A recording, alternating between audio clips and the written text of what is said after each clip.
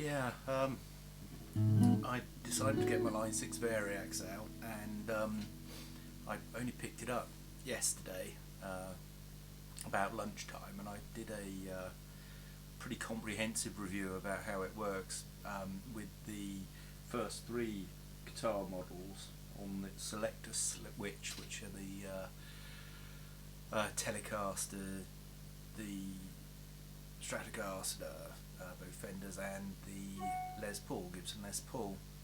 Well, the acoustic models are amazing, and Line 6 do say that you get your best results with their acoustic modelling with a high range amp. Now, I actually have a MArshal AS50R acoustic amp, so that is a high range amplifier, which is absolutely great for the job.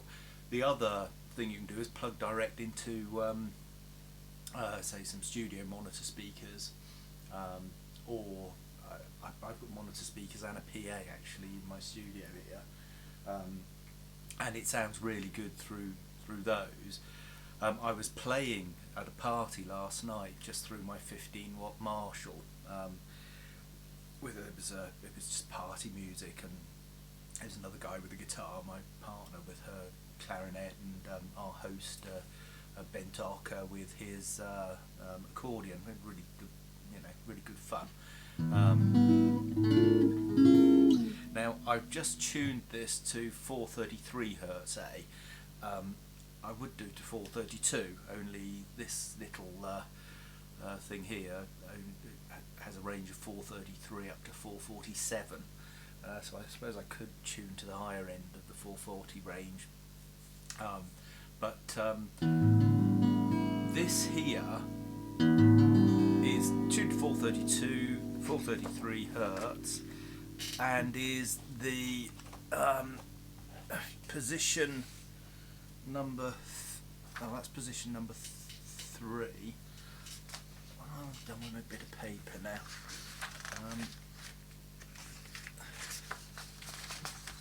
Getting really quite. There we are. There's the acoustics. Look, position number 3. Oh right, okay. Is the Martin 018 from 1967, which is a smaller bodied parlor size guitar. Now, Robert Johnson used to play I think it was Gibson L0 or L1, which is the parlor style Gibson. Simon and Patrick, I've got a beautiful Simon and Patrick low frame maple, which I did Friend in the Devil the other day at 432 Hz tuning, and I really do fancy having trying out their new parlor guitar. But the other thing I tried out the other day was a Line 6 Variax acoustic guitar, which is a lovely little guitar, slotted head stock, wider, really almost like a classical guitar neck, but a really nice feel to that guitar. Has a small body, etc. But anyway, this is an acoustic on an electric. So in terms of feel and stuff, I actually quite like electric guitar neck feel and a cutaway on an acoustic. I'm a big fan of the Taylor T5s, which I've got a Taylor 810 CE, and again that's a fantastic guitar, which has got onboard electronics, and I'm going to plug that in, and I think in terms of the Martin D28, that's the one it probably is the most sort of, like for like kind of thing. My Simon and Patrick is I'm not really sure really what that would, doesn't really, certainly not the 018 because it's a Dreadnought. The J200 possibly not because that's a Jumbo. But anyway, so the tuning is flat compared to 440 Hz, but 433, 432 is actually better for you, better for the soul. And speaking of the soul, let's just have a go.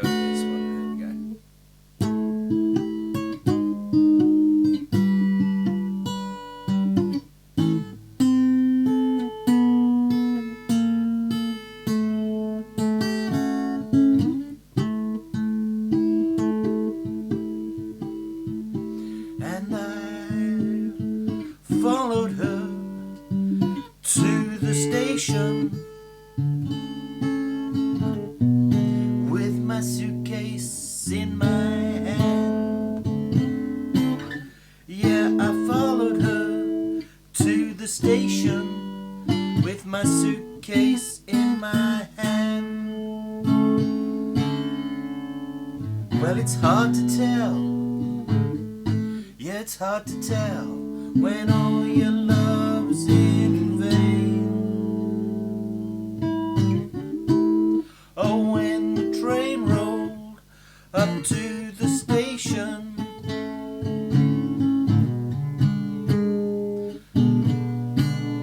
oh, when the train rolled to the station, and I looked her in the eye.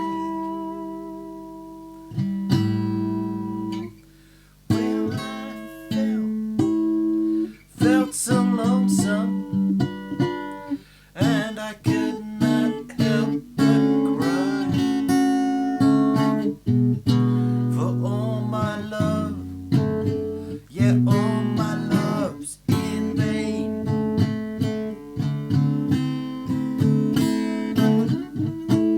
Oh, when the train, it left the station with two lights on behind.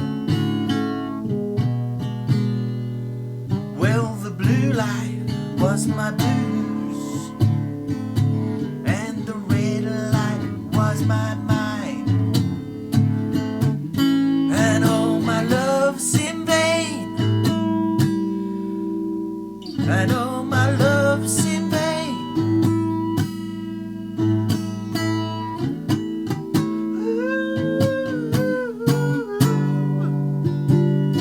Ooh, Willie Mae, Willie Mae. Ooh, Willie Mae, Willie Mae. It's all my love's in, all my love's in, all my love, all my love's in vain.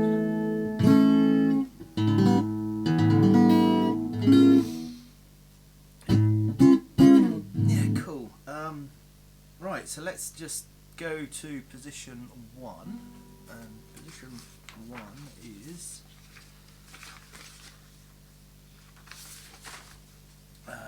this one back here. Position 1 is then the Martin D28. Now, actually D28 I suppose would be a good one to do Tears in Heaven on. I can't sing and play that one at the same time.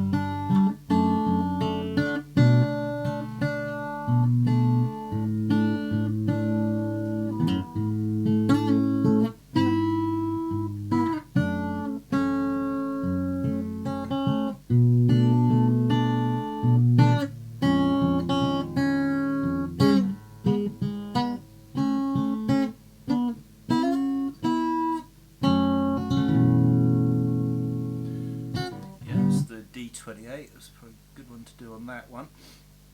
Right, Gibson J200, actually a good one for that, which is number 5.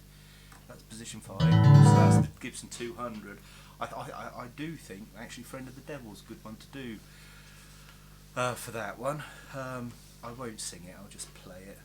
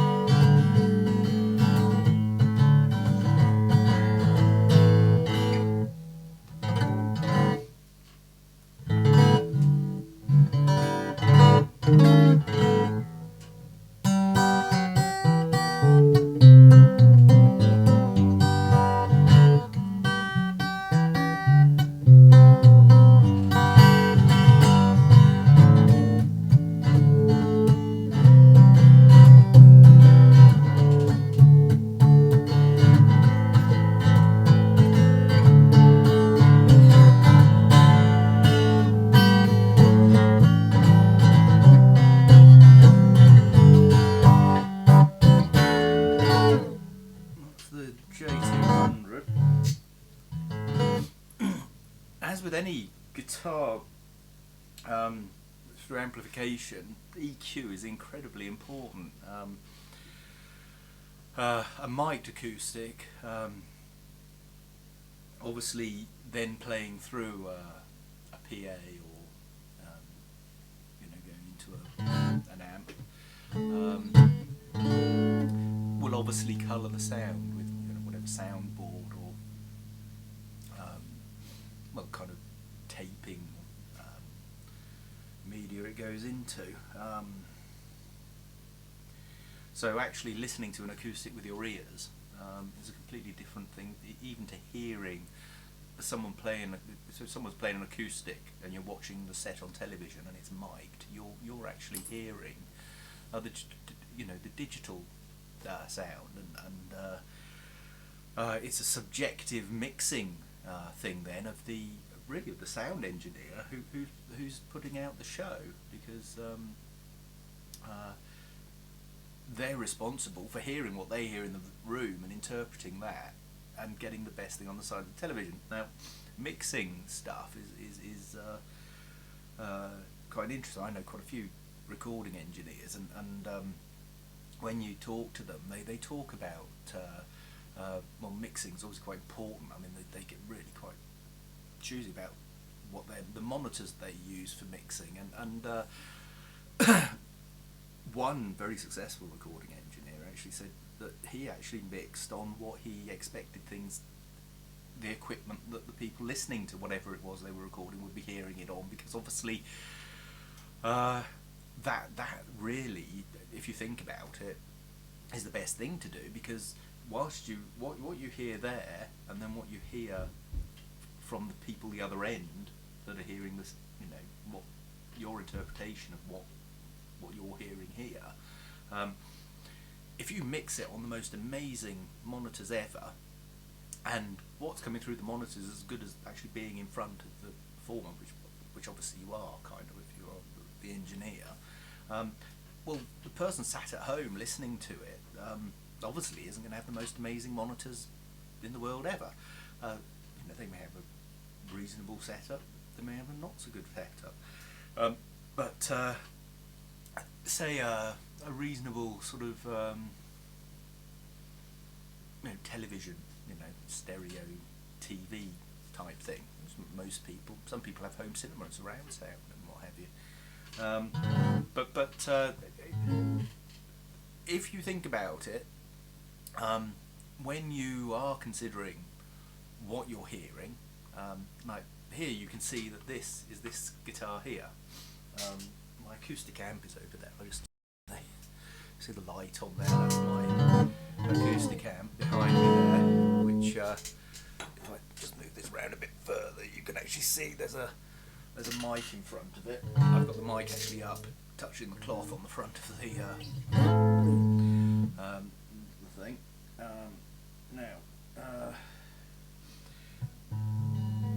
Now there are some 12-string models on here.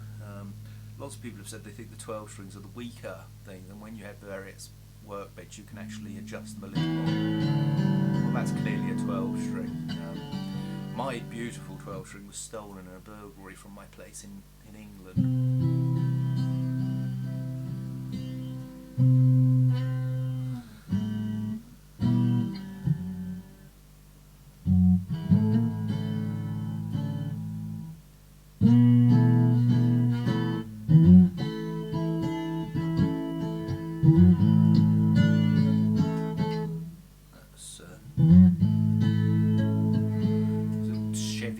By Thingy Johns, which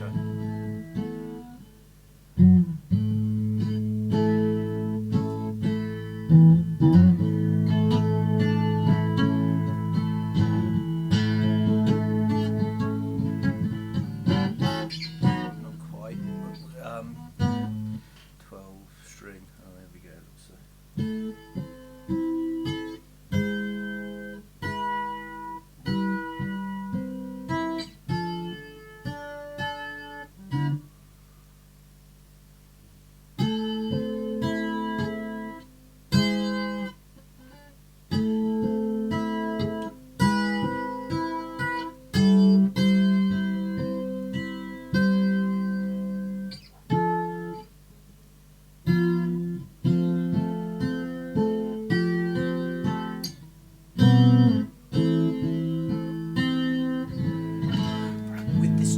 Quite interesting because it's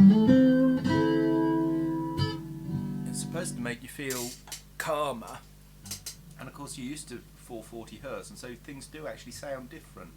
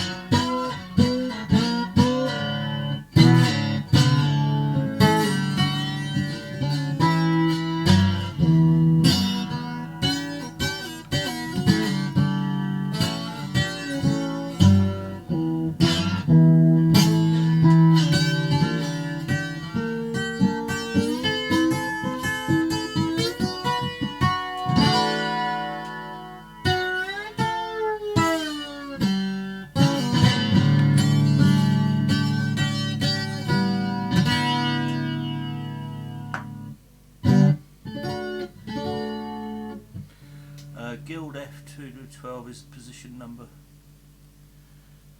5. Is that right? No, it's position number 4.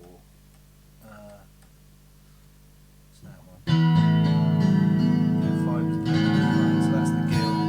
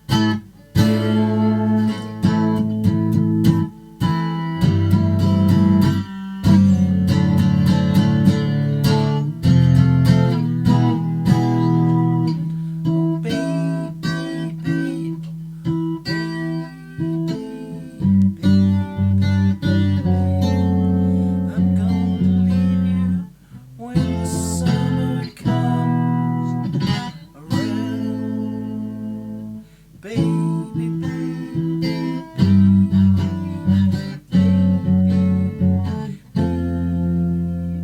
maybe when the summer comes around.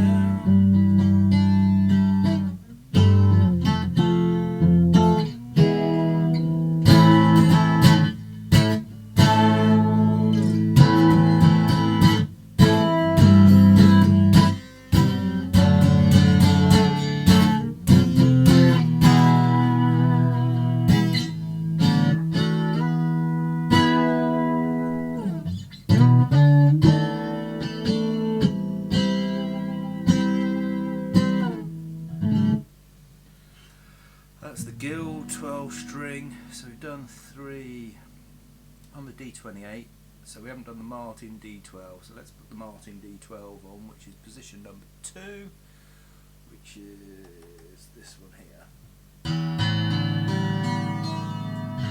Clearly a 12 string.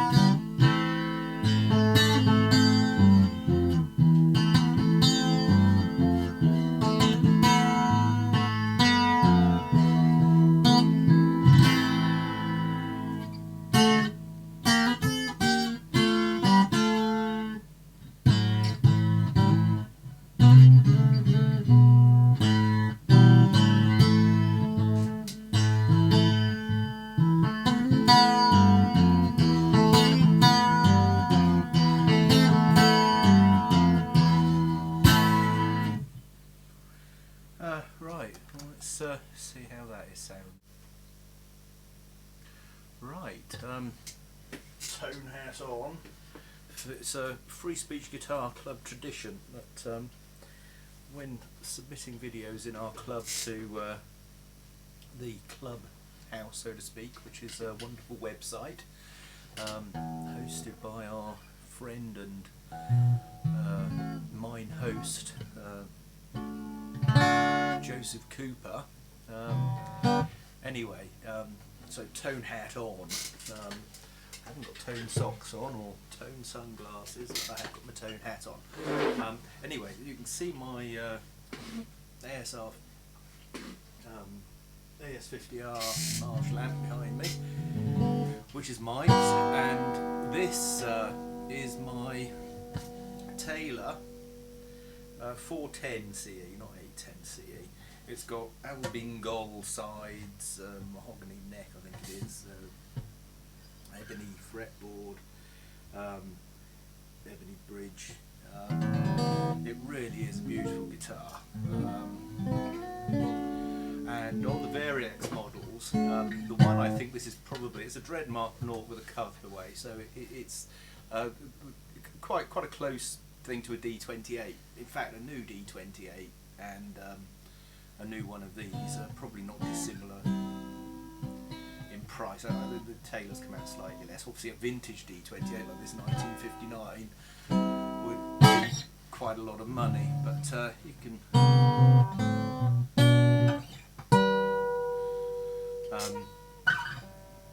I think it's fair to say that this guitar does have wave. It's you can hear when I tap it the sound coming through the amp. I'm not sure, to be honest, how the electrics in this work. I'm not sure. I think there may actually be a mic and a peizo sort of transducer pickup under the bridge, because there is a blend, and I'm guessing that's a blend between those two things. I've never honestly looked on the web to see if this was actually a birthday present for my first wife, this guitar. Maybe a Christmas present, I'm not quite sure. But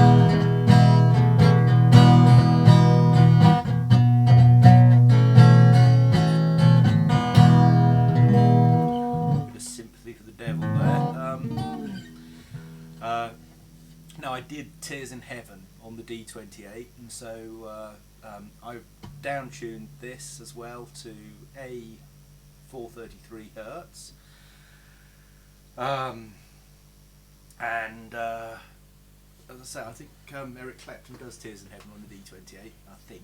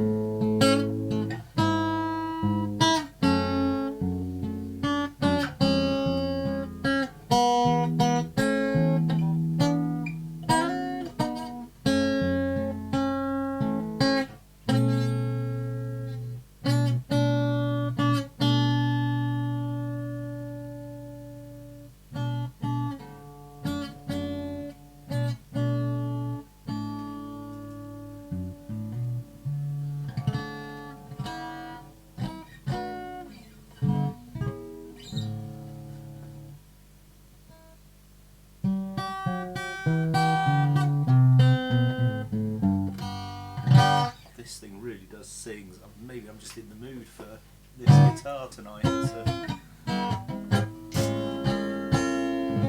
It's actually, I haven't got any of the mic coming out of the monitor speakers, although the recording on here will be picking up a mixture of the guitar and the thing, so I imagine it's sounding quite nice. It's going to be really interesting for me to hear this back against the Variax D28.